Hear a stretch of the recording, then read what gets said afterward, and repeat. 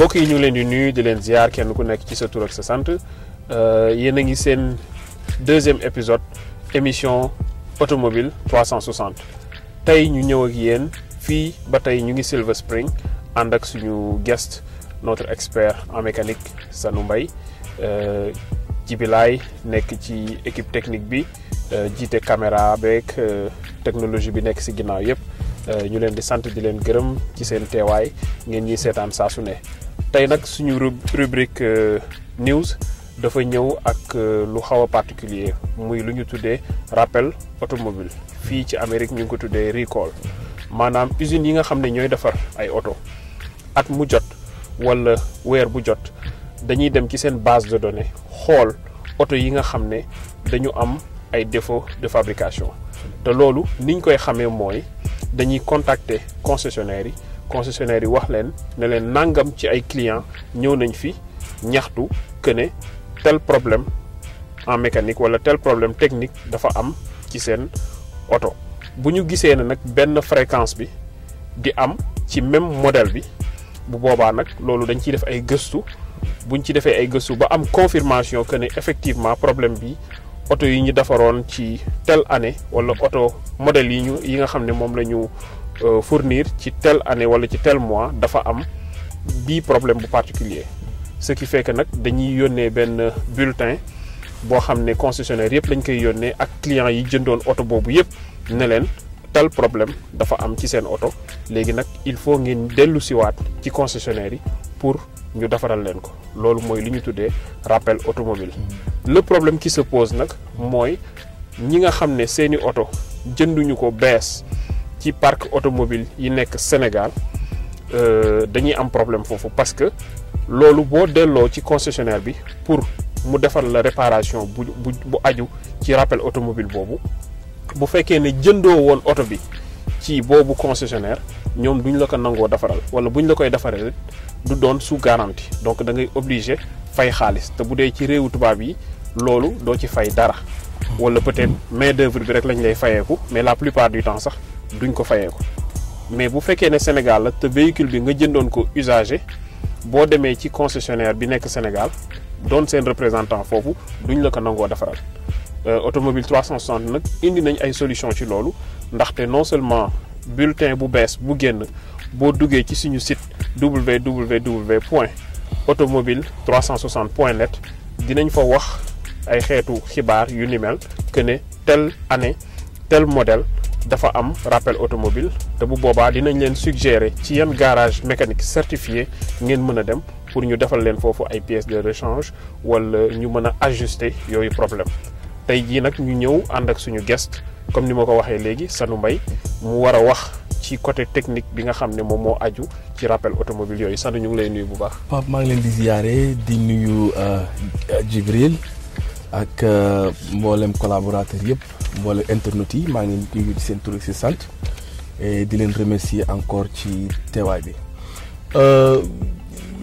ci mbiru recall yi mu ñuy tuddee rappel automobile dafa am ay facteurs yu bëri yu nga xamante ne moom moo ci nekk moo ci ànd li waral mooy constructeur bi defar na otom dégg nga ma testé ci laboratoire yi def ba am produit final bu ñu d'accord dañ koy génne daal di koy génne nag commencé produire en masse et puis nag di ko mettre en vente li am la plupart du temps mooy bu fekkee ne oto bi manufacturé na ba pare nit ñi buñ koy jënd période d'essayage lay doon entre guillemets lu ko waral mooy oto yi dina dem ay zone yu nga xam ne manufacture bi nekk fa woon pour tester nit ñi aussi dinañ am ay situation variantes yu nga xam ne ça va tester le produit et donc bu fekkee ne dañu recevoir ay clients yu am ay problème ak oto bi donné ñoom yëpp dañ koy recenser loolu nag ak ay test ñoom yu ñuy def compte tenu de si li nga xam ne moom la client bi encore une fois remarqué ba reporté ko ñoom bu ñu xamee ni que problème boobu dafa nekk lu valable mu mën a nekk moo xam erreur de fabrication la wala parfois am na ay matériaux yoo xam ne dañ koy utiliser et avec le temps l'exposition mën na indi ay yeneen problème yu ñu xamul et entre parenthèses Pape am na benn affaire bu am solo bu ma bëgg a leeral foofu. Dans les années 90 Mercedes 300 SLI 420 SLI 500 SLI 560 SLI li commencé de 90 ba 92 dafa amoon benn produit bu ñu doon utiliser il utilisait des matériels bio. Matériels bio yooyu c'était pour encourager le recyclage. Mais malheureusement fil conducteur électrique yooyu ñu utiliser woon c'est à base de mboq ay base de produits naturels yu nga xam ne yow soo gaaree sa oto mu am fu mu toog rek da ngay gis ni janax yi dañuy ñëw lekk ko faisceau électrique moteur bi yëpp nag daal di crucifié lakk. Et donc yooyu la ay affaires yu nga xam ne ça arrive avec le temps est le meilleur moyen de tester. Ouais. Donc recall yooyu ak rappel automobile yooyu ñuy wax ça peut venir à cette base. Et puis manufacturer bi comprendre que ni problème bi am na benn nombre de cas yu nga xamante ni reporté nañ ñu daal di agir ci loolu. Malheureusement comme ni nga ko waxee ñi nga xamante ne seen oto dafa nekk fii ci dëkk bii ñu ko defaree ak ñi nga xamante ni ils sont parce que ñoom dafa am lu ñuy wooyee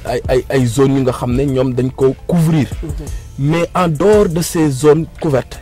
yow mi nga xam ne oto bi jëlee nga ko États-Unis jëlee nga ko Canada mu jóge foofu dem Afrique su passé frontière bi rek yow affaire boobu da nga ci daal di exclure. Et donc malheureusement boo fekkee na nga jënd oto bi mu bees préparé nga ko pour jëlee à l'extérieur te yow amuloo database bu mel noonu. ay données base de données bu nga xamante ne am na ay qualifications parce que en fait toutes ces bases de données sont relevées par numéro d'identification de la voiture. Donc mënul réer oto yëpp xam nañu ni ñu leen defaree xam nañu fi ñu leen defaree xam nañu ban plante d'assemblage lañ ko assemblé et le manufactureur from foofu dina xam ni oto yii la ñu affecté. Donc encore une fois Automobile 360 ñu ngi koy remercier ci plateforme bi am solo bi nga xamante ne encore mooy dafay dugg jox la histoire ownership bi ñu defaree oto bi ban port la wàcc ban dëkk lañ ko destiné et tout ça seen programme bi da la koy jox. Et donc rappel automobile yooyu li ci am solo mooy il faut pas être en dehors de la zone concernée pour pouvoir y bénéficier et la plupart du temps ay répar gratuit lay doon. Le concessionnaire mooy joxe remplacer et puis le remplacement main d'œuvre bi aussi c'est free of charge c'est gratuit encore pour le client concerné. Jërëjëf Sanu ñu ngi lay sant bu baax di la gërëm ci boobu tontu bu am solo nga xam ne génn nga technicalité bi nekk ci ginnaaw yëpp. ñu ngi jégalu nag parce que ñun fii la ñu nekk te dañoo tàmm di utiliser ay termes en anglais te duñ ci rendre compte. Donc comme Sanu moom daanaka fii la màggee moom tamit loolu ñu ngi si jégalu bu baax moom léeg-léeg su waxee anglais ma daal di koy indiwaat ci français bi mais man mi koy fàttali français sax fàtte naa terme yu bari donc ñu ngi jégalu si loolu bu baax a baax. Mais Sanu dafa mentionné benn partie bu am solo ci wàllu rappel automobile boobu nga xam ne Automobile 360 indi nañ ci ay solutions. te solutions yi ñu ci indi mooy même à travers rapport historique yi nga xam ne ñu ngi koy fournir clients yi ñi ko soxla boo xoolee dafay révéler bépp rappel automobile boo xam ne dafa nekk en cours. Moo xam bu passé la moo xam bu actuel la dina am benn mise à jour bu ñuy def ci suñu site ak à travers nos rapports historiques. Donc loolu du lu am solo ndaxte bu fekkee ne problème bi oto bi dafa am erreur de fabrication nit ki di ko dawal te xamu ko loolu mën naa causer yeneen problème. Ça c'est vrai. Donc vraiment loolu di lu am solo. Donc bu ñu jógee ci rubrique boobu nag dañuy jàll ci rubrique bi nga xam ne mooy rubrique sécurité. Kon ñu jël pause léegi dellu siwaat ci ak yéen ci rubrique sécurité. jërë ngeen jëf kon ñu dellu siwaat ak yéen ci rubrique sécurité tey nag rubrique sécurité ci seen épisode 2 dañuy wax ci li nga xam ne mooy les véhicules endommagés. Parmi ces véhicules dafa am ñetti points yuñ ci bëgg citer bi ci jëkk di les véhicules inondés bi ci topp di les véhicules accidentés troisième point bi di les véhicules volés. Alors xam naa ne ñu bari dinañ laajte lan moo tax ay nit yu nekk Amérique di vivre foofu di def émission boo xam ne ci sécurité routière bu Sénégal la dinañ profiter ci occasion bi pour expliquer lu tax. Li tax mooy dañu nekk fii bitim réew waaye suñu xel ak suñu xol du jóg ci Sénégal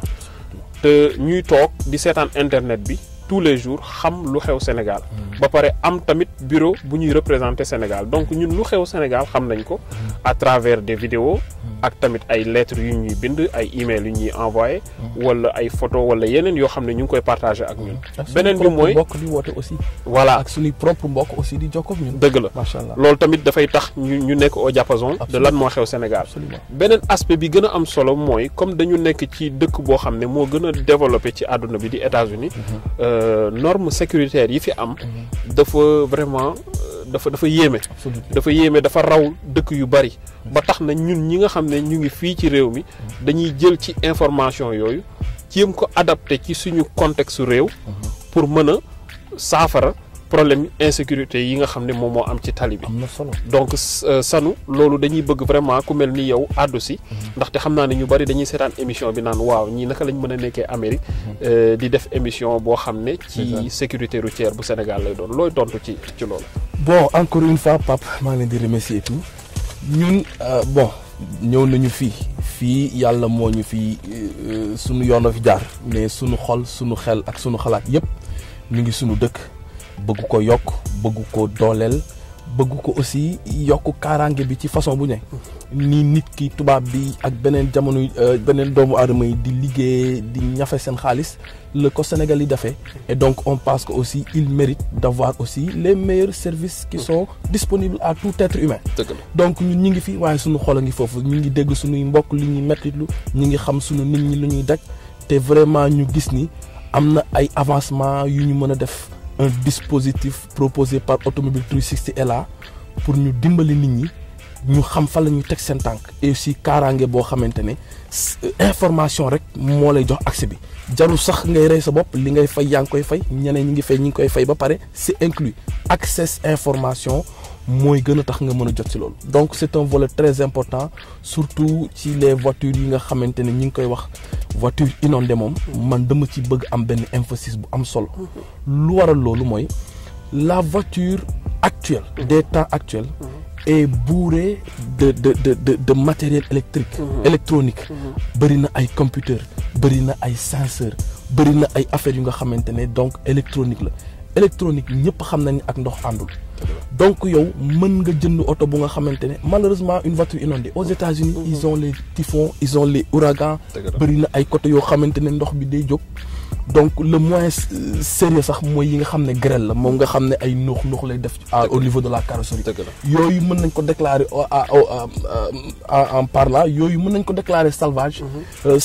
mais ça veut pas dire que oto bi mécaniquement am na problème c'est un cas très unique bi nga xamante ne oto bi dina salvage te di nga ko wóolu dawalaat parce que encore grêle moom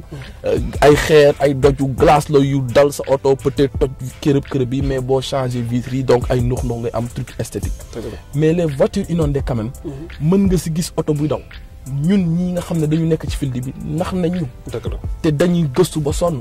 donc voiture inondée mën na taxaw daw normalement léegi nga dawal ko 30 minutes après mu xëy tàkkatu doo xam nu mu doon te y a les inondations avec l'eau douce et inondations avec eau salée bi nga xam ne moo gën a garaaw parce que inondation eau salée moom ñëpp xam na ni léppay xomaat il s'agit seulement que mu nekk fa un petit dent donné da koy lekk carrément donc ce sont des choses yoo xam ne loo si jëndee oto buñ la ko mayee sax problème lañ la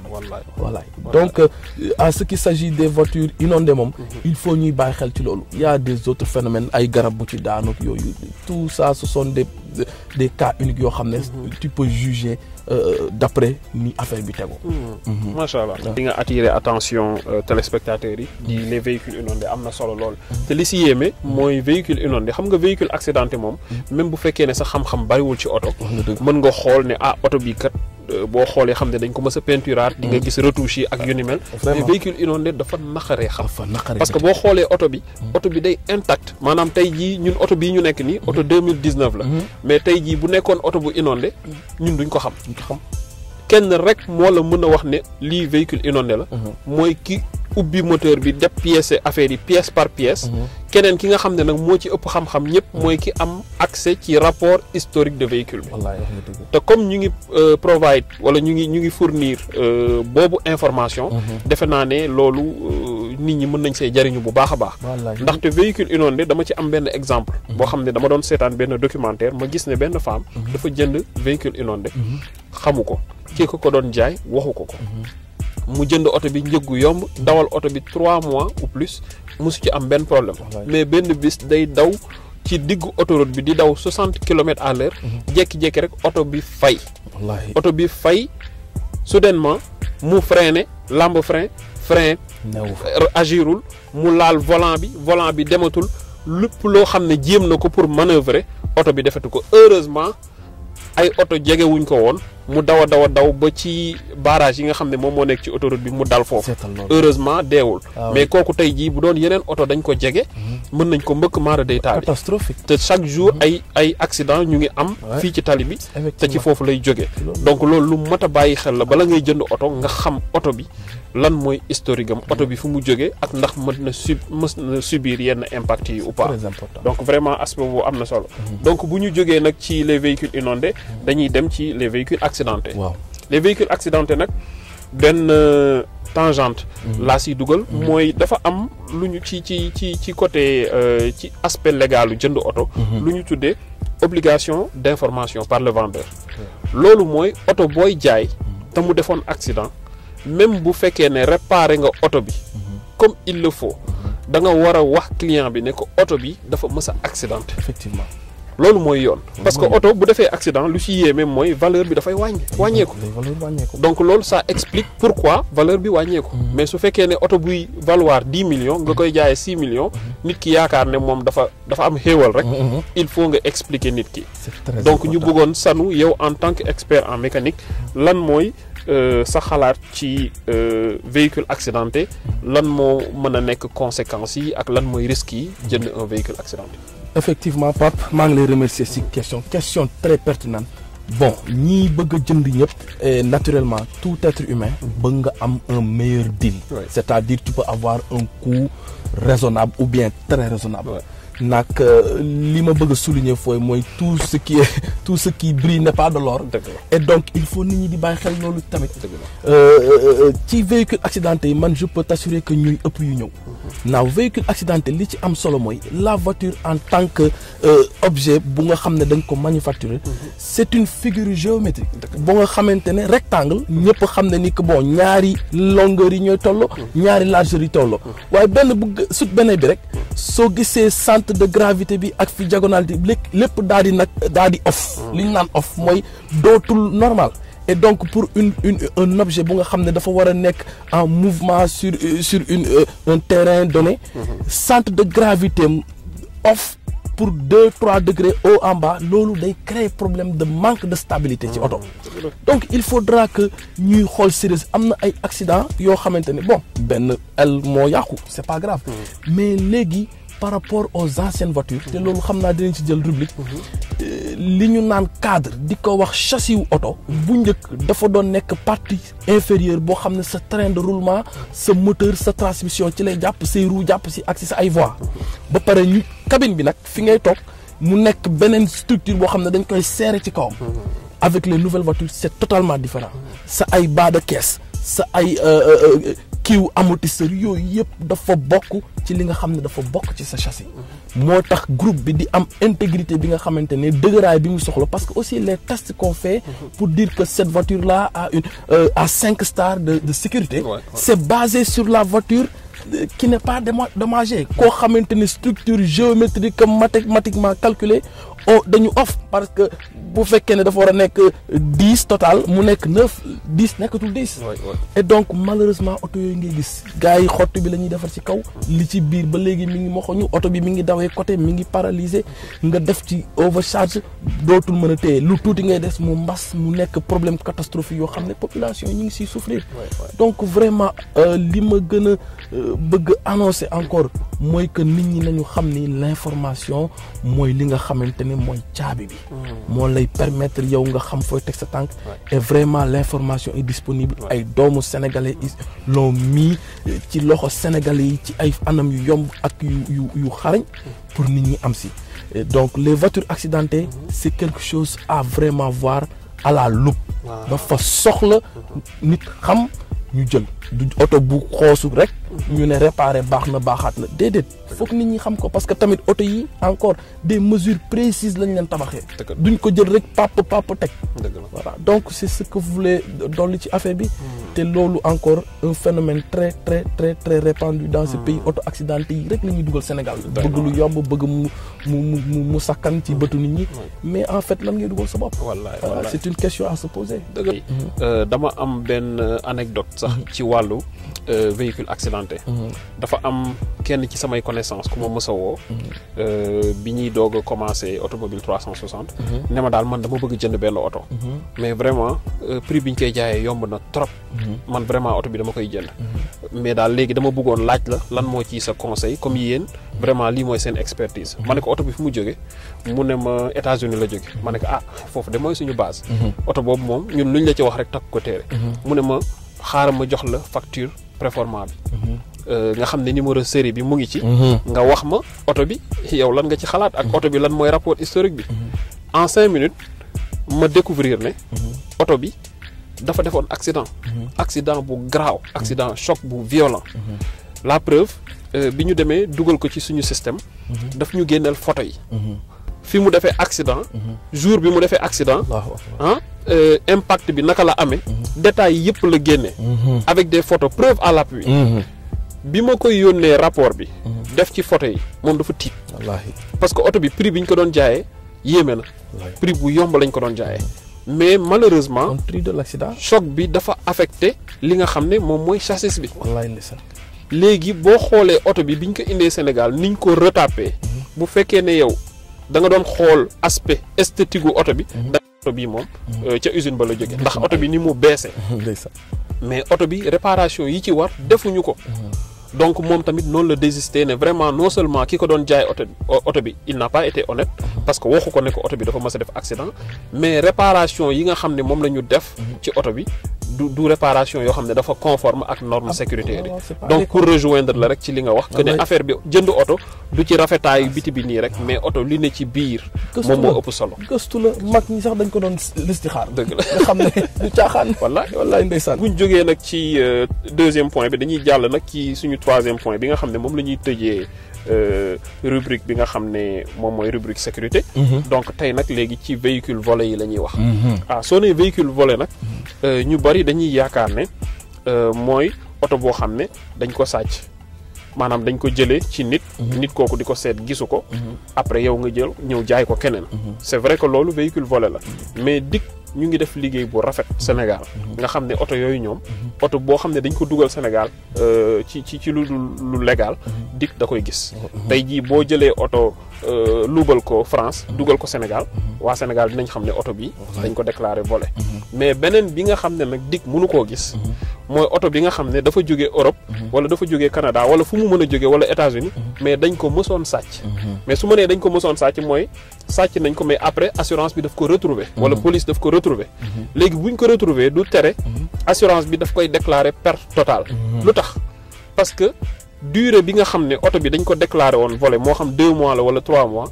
assurance bi xamul ban façon transformation la oto bi subir xamul ndax oto bi mës na def choc xamul daal lu xew ci oto bi yëpp donc inconnu boobu nag moom mooy tax muy déclarer oto bi salvage wala mu déclarer ko theft mooy véhicule volé léegi loolu tamit rapport historique de véhicule yi daf koy révéler te loolu tamit dafay wàccee valeur u oto ndaxte assurance boo dem bëgg fa assurer oto boo xam ne c'est un véhicule boo xam ne dañ ko mosoon sàcc après ñu retrouver ko ñoom dañ lay wax ñu ci bari dañ naan la nanguwuñ ko assurer wala buñ ko assurer dañ koy évaluer valeur boo xam ne 3/4 du prix wala moitié du prix sax voilà ñu bëggoon nag nga ñëw ci wàllu woowu tamit waaw encore une fois véhicule volé un aspect très très répandu mais nañu xam ne fi jamono toll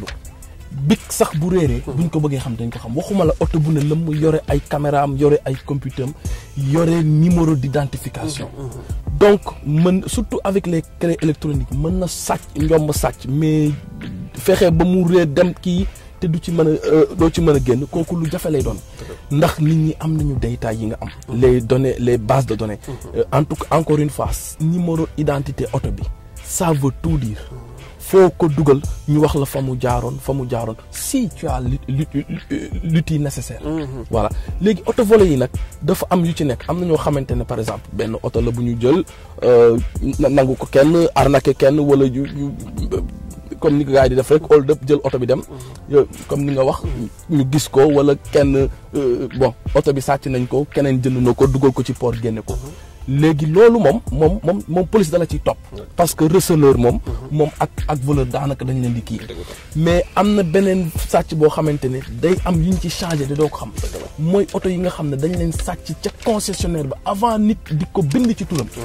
léegi oto boobu non seulement sàcc nañ ko mais dañuy def trafic dañ koy yóbbu ñun on est dans le milieu xam nañu kaa def dañ koy yóbbu feneen xoos numéro bi taf fa beneen numéro yóbbu la yow nga jël xaalis bu weex tàll fay dem ba dugal sa kër ñu ñëw toroxal la avec la police qui vient di la gënal affaire de maintenant automobile 360 am na dispositif bu lay mën a fànqal loolu parce que da nga liggéey sa xaalis mu jaral la nga bëgg lu baax te lu baax loolu da nga ko décevoir am te da nga ko war a am donc véhicule volé yi verbique yooyu da ci nekk yi nga xam ne dañ ko sàccoon nag par exemple nit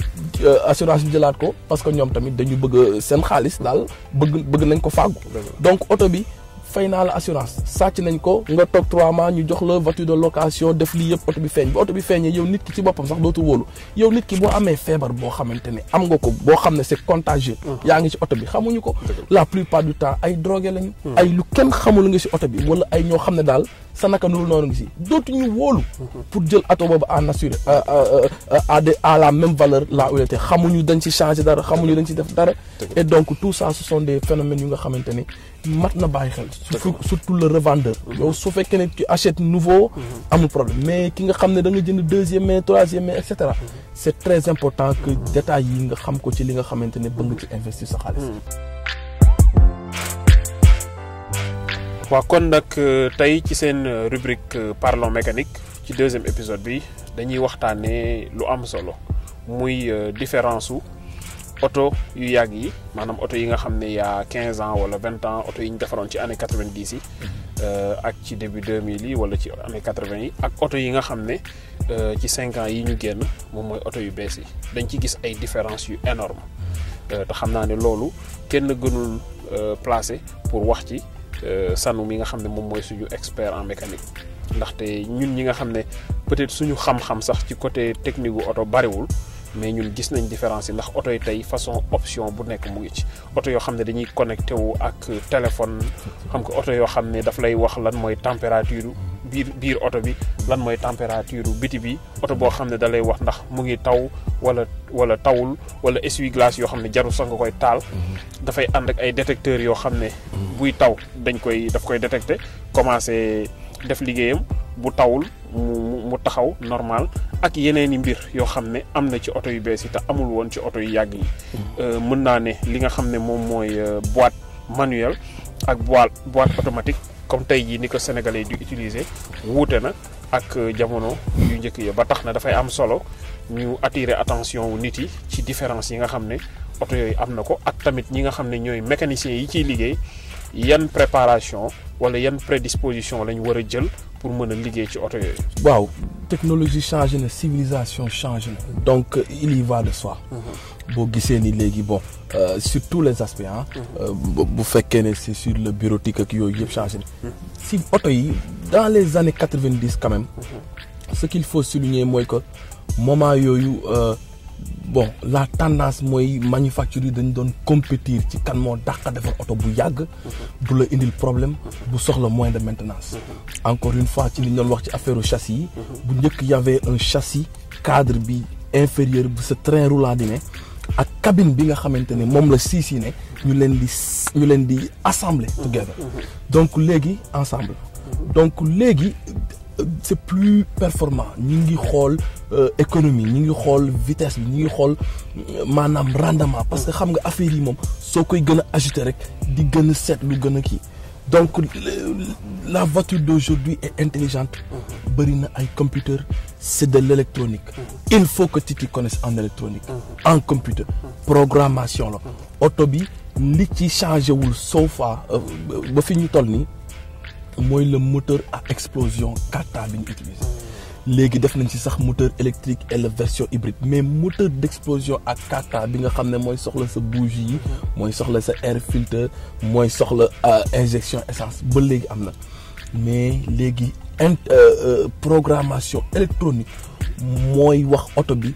fan la bëgg mu tombe bu fekkee ne poids bi dafa diis mu ajouté bu fekkee ne poids bi dafa léger mu wàññi bu fekkee ne oto bi day daw fu glissé sax da ngay gis ni transmission bi du teg torque moteur bi yëpp pour éviter muy glisser